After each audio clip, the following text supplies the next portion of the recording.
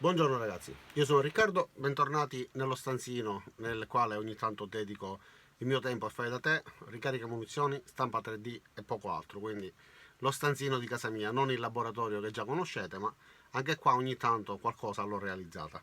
Oggi vi parlerò delle viti spanate, perché si spanano e il metodo per rimuoverle.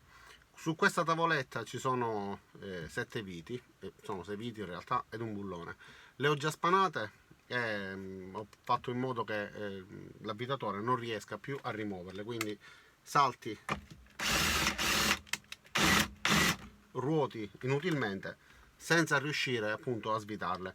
Ci sono degli attrezzi per rimuoverle, queste ad esempio, queste in particolare, ma non le troverete perché sono uscite una volta sola, sono nella Powerfix, stavo dicendo Parkside, le ho comprate alla Lidl a pochissimo, forse 3 euro, circa 4 euro, non ricordo perché hanno un po' di tempo, non le ho mai utilizzate. In questi giorni ho dovuto rimuovere delle viti spanate, ho utilizzato il metodo con il mini Dremel, ho già realizzato un video e vi lascerò anche il link che apparirà qua su per poter vedere quel metodo. Però quando sono più di una vite, in realtà un utensile di questo tipo, che ripeto questo non lo troverete, ma vi lascerò dei link eventualmente nella descrizione per poter comprare degli utensili molto simili. Ne ho già ordinato uno che ha un'altra funzione. Questo tipo di punta, per esempio, serve solamente a rimuoverli, ha una sola funzione. Ci sono delle punte che hanno la possibilità dalla parte opposta di forare la testa della vite danneggiata e quindi agevolarci nel lavoro. E ora vi spiegherò man mano queste cose, quelle mi arriveranno al giorno, poi vi farò la recensione anche di quelle. Allora, vi faccio vedere cosa accade. Sposto l'inquadratura così viene meglio. La causa della spanatura e come evitarla, e dopodiché come procedere nel rimuovere la stessa vite, che purtroppo ormai è spanata, non c'è altro modo per rimuoverla. Quindi cambio e inquadro meglio. Allora, come potete vedere, queste viti, queste sono già spanate, tranne una che non sono riuscito assolutamente a spanare perché è una vite più dura, quindi non sono riuscito nel mio intento, sono stato molto tempo a fare le prove ma non si è spanata. Questa vite di qua ha un intaglio della testa che è perfetto. Questo è un bit un po' rovinato, questo invece è un bit non adatto perché questa vite ha un intaglio PH2, questa è sì PH2 ma il bit è tutto smanciato e consumato, quindi non riuscirebbe a lavorare bene. Questo è un PH1, quindi questo di qua oltre ad essere pure smanciato è più piccolo e danneggerebbe la vite. Vi faccio vedere cosa accade.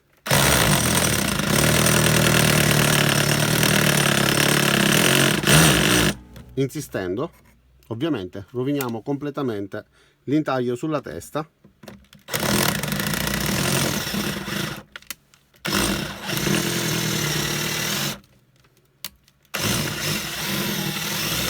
Ecco, adesso non riusciamo più a svitarla assolutamente. Ruota inutilmente a vuoto senza fare presa sulla vite. Per poter rimuovere queste viti dobbiamo utilizzare quindi questo tipo di inserto che ha la parte finale con una parte tagliente che fa presa sulla testa della vite più una filettatura in senso antiorario, quindi per svitarla dovremo far ruotare l'inserto, quindi l'avvitatore, in senso antiorario. Questa parte farà presa sullo stesso intaglio che ormai non esiste più, quindi sull'incavo lasciato, e sviterà la vite. Quindi rovino ancora un pochettino, sarà necessario rovinarlo un pochettino perché questa misura specifica è molto grande. Nella parte posteriore sulla descrizione c'è scritto che è per rimuovere viti che vanno da 6 a 12 mm. Queste sono tutte viti che vanno da 3 a 4 mm, le ultime sono più grandi, c'è anche un bullone, ora proveremo pure col bullone, però ci dobbiamo adattare perché io ho questo, quindi vi faccio vedere la prova anche sulle misure piccole. Ok, probabilmente già questa misura dovrebbe bastare. E allora proviamo a fare forza sulla vite e a ruotare in senso antiorario lentamente. Guardate,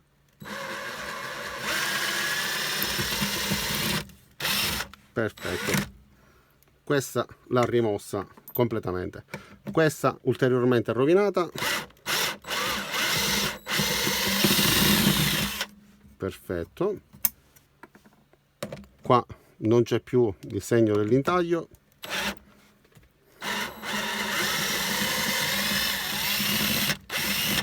quindi vabbè, la rimuove in parte, poi dobbiamo tirarla con una pinza. Vediamo questa più grande. Ok, ho avuto un attimo di esitazione, stavo dicendo che avrei cambiato punta, invece è riuscito lo stesso ad estrarla. Questa è da 6 mm. Attenzione quando le rimuovete perché la filettatura è molto calda, quindi non toccatela subito. Questa invece è la vite che si trova spesso, per esempio nei mobili. Questa proviene da un mobile dell'Ikea di questo tipo, ed è con l'intaglio a brugola, quindi si dovrebbe svitare in teoria con la brugola, però è completamente spanato. L'ho allargata con la punta di trapano, quindi non la può svitare assolutamente. Quindi facciamo la prova pure con questa e riesce perfettamente.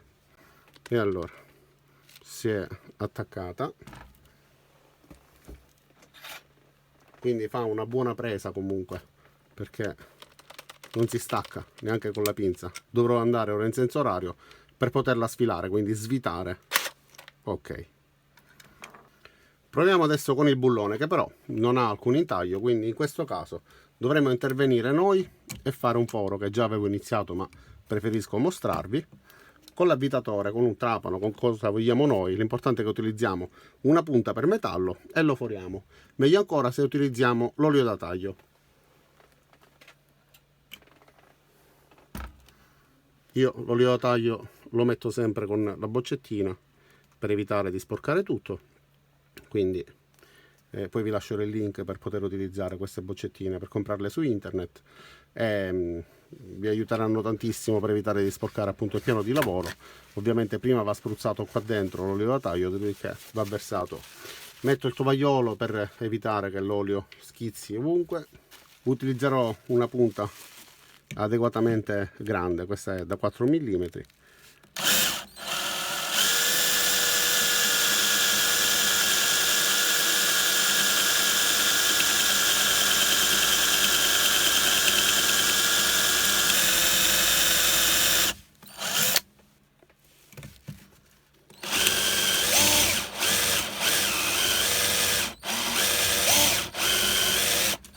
Ok, proviamo se così riesce, altrimenti dobbiamo utilizzare una punta un poco più grande, ma ci entra quasi perfettamente, quindi secondo me andrà bene già così.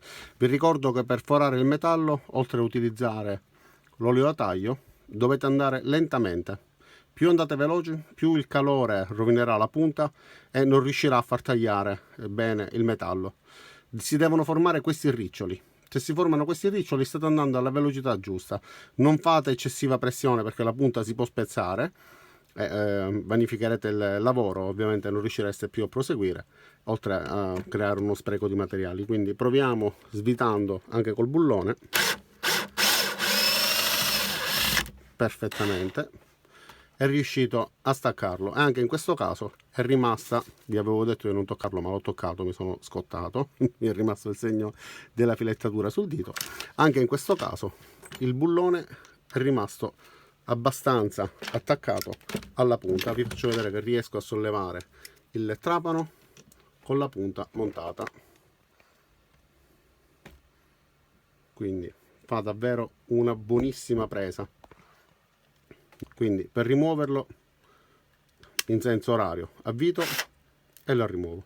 Cercate di fare il foro sul bullone il più centrale possibile. Io mi sono mosso, avevo iniziato centralmente, poi mi sono spostato, però comunque anche se è fuori asse riesce lo stesso a rimuoverle. Come abbiamo visto, questo tipo di inserti, questi accessori riescono perfettamente a svitare le viti che sono spanate e che hanno l'intaglio ormai inutilizzabile. Esistono diversi metodi, c'è il metodo del mini Dremel, come abbiamo detto all'inizio, il metodo dell'elastico o della camera d'aria da mettere sull'intaglio, però non sempre riescono. Se è leggermente spanata, quel metodo può andare, ma se l'intaglio della vite, che sia brugola o il bullone o appunto la vite, quasi sempre le PH2 hanno un materiale quasi sempre più morbido rispetto alle PZ2, per quello che riguarda la mia esperienza, è difficile riuscirle a svitare in quel modo. Non è un metodo improvvisato che volendo può aiutare, ma non sempre. Questo di qua invece con pochi euro riesce. Io questo non ve lo posso consigliare perché questo di qua lo vendono solo alla Lidl, o meglio lo hanno venduto una volta, non l'ho mai più visto neanche nei volantini, quindi sarà stata un'uscita di una volta sola. Se lo trovate però comunque compratelo anche lì. Eventualmente vi lascerò dei link dei prodotti che io riterrò più indicati, più idonei in base alle descrizioni, la qualità, le recensioni, eccetera eccetera. Vi lascerò il link appunto adatto per comprarlo senza commettere errori. Come abbiamo visto riesce perfettamente a svitare il bullone che non saremmo riusciti a svitare in nessun modo se la spanatura avesse riguardato la parte esterna. Io non l'ho spanato perché mi interessava spiegarvi il concetto, quindi semplicemente un bullone spanato sulla parte esterna, forato al centro, si riesce a svitare. E più la vite, che non trovo, comunque quella dell'Ikea per capirci, che è riuscito pure a rimuoverla in un attimo, e per entrambi l'inserto aveva fatto così tanta presa che siamo riusciti a sollevare addirittura pure l'avvitatore, che ha un peso di circa 1 chilo, quindi la presa c'è ed è abbastanza considerevole. Detto questo non mi resta che salutarvi, ringraziarvi di aver visto questo video fino in fondo, darvi appuntamento ai miei prossimi caricamenti. Vi invito a mettere mi piace al video se vi è piaciuto e l'avete ritenuto utile, iscrivetevi al mio canale, cliccate sulla campanella in modo da attivare le notifiche quando caricherò un video e ci vediamo appunto ai miei prossimi caricamenti. Ciao ragazzi!